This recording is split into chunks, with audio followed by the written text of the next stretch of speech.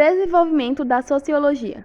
A sociologia moderna orienta-se sobre todos os agentes sociais que provocam profundas modificações na sociedade. O sociólogo não pode perder de vista a noção da relatividade dos fenômenos sociais e as de diversas formas como esses fenômenos se apresentam no mundo de hoje. Como a ciência, a sociologia tem duplo valor, pode aumentar o conhecimento. O ser humano tem em si mesmo e da sua sociedade que pode contribuir para a solução de problemas que ele enfrenta. Para a sociologia, o grupo social é toda reunião de duas ou mais pessoas associadas pela interação. Devido à interação social, os grupos mantêm uma organização que são capazes de ações conjuntas para alcançar objetivos comuns a todos os seus membros. Os principais grupos são classificados como família, vizinhança, escola, religião, profissão, lazer e política. Esses grupos podem ser primários, secundários e intermediários.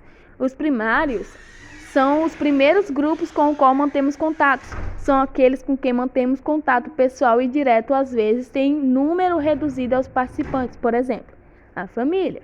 Os secundários são complexos e organizados e contato geralmente pessoal, mas sem muita intimidade, às vezes de maneira indireta, por exemplo, a igreja.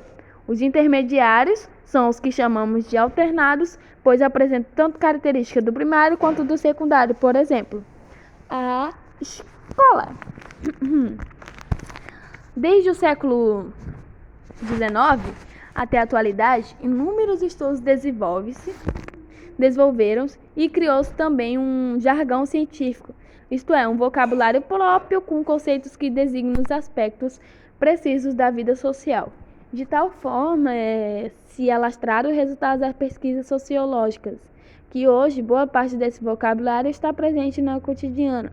Palavras e expressões como contexto social, movimento social, classe, estratos, camadas, conflitos sociais são usadas nos dias a dia das pessoas e profundamente vinculadas pelo meio de comunicação.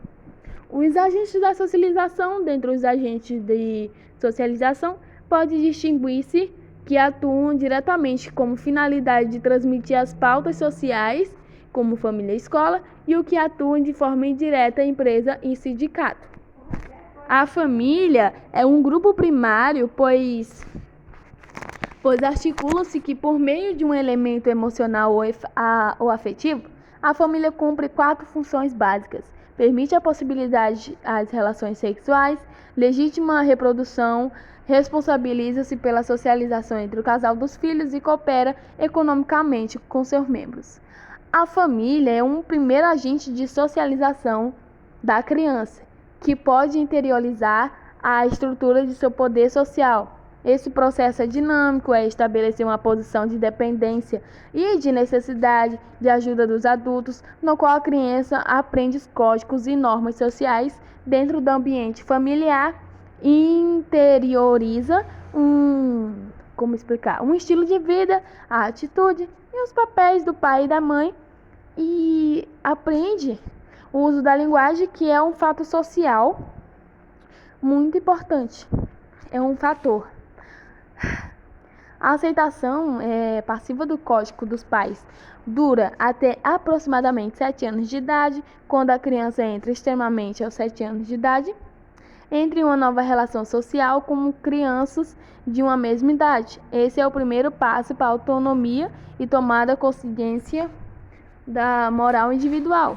E dentro da família existem 4 mecanismos de socialização que são comuns a todos os agentes de socialização: a repetição, hábitos, alimentos, de dormir, etc.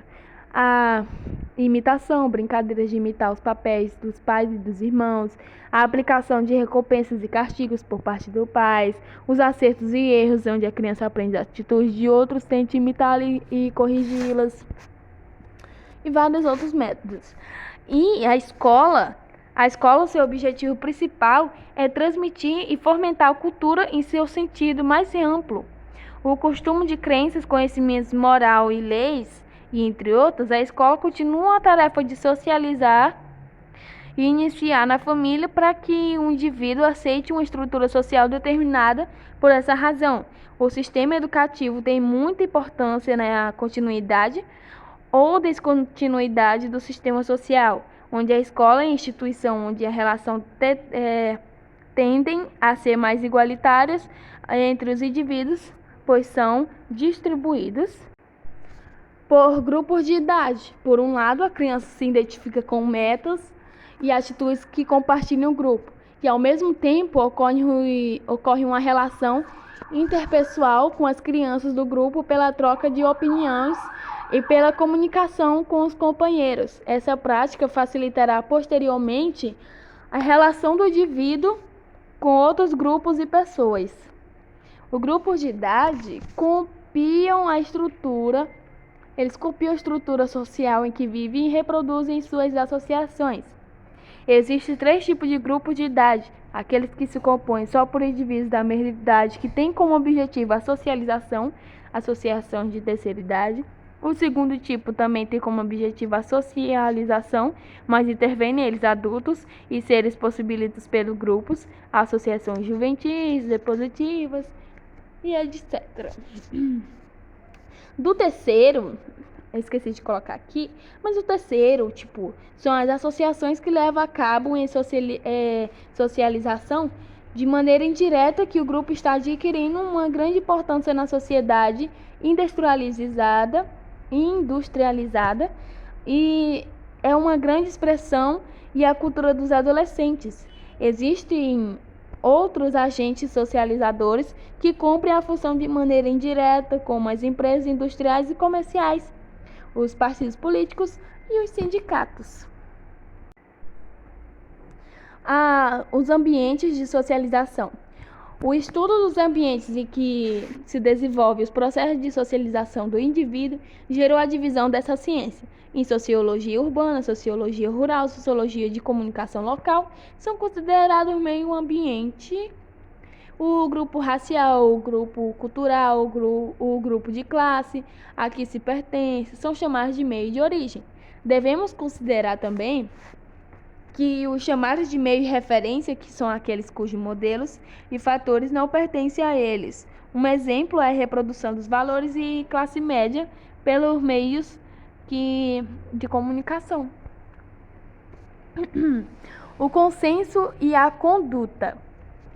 O consenso social é de acordo que mantém os membros de um grupo respeitando as normas que regem.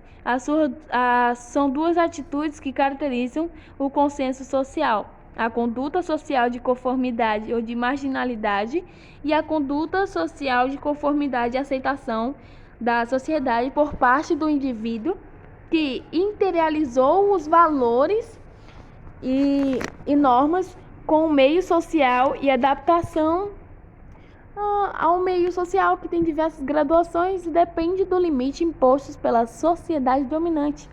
Uma conduta social de desconformidade ou anomia, conceito de desenvolvimento por Durkheim, um filósofo ou um sociólogo, e em seu estudo sobre suicídio.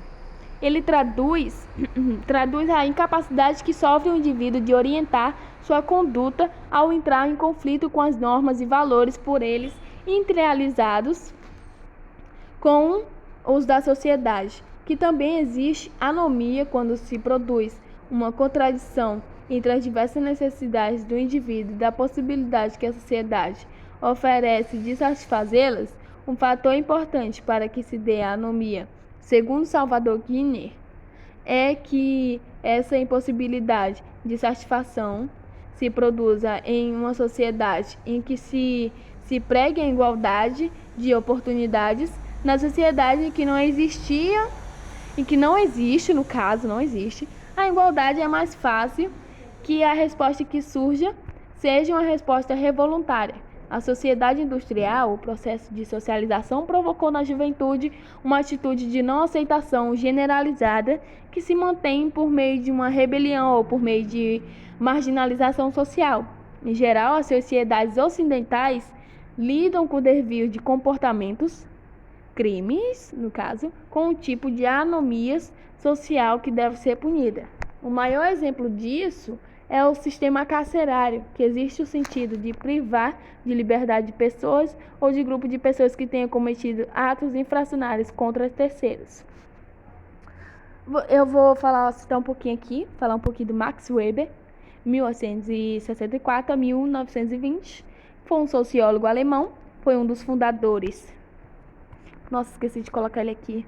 Foi um dos fundadores das ciências sociais. Sua obra mais célebre é A Ética Protestante e o Espírito do Capitalismo, de 1905, na qual analisa a religião calvinista como a alicerce fundamental para o desenvolvimento do capitalismo. A sociologia elberiana coloca o homem como sujeito racional, ideal, típico e um centro da vida social e ao conhecimento que este tem como da sociedade, assim como suas atitudes, valores e ações que constituem parte dela.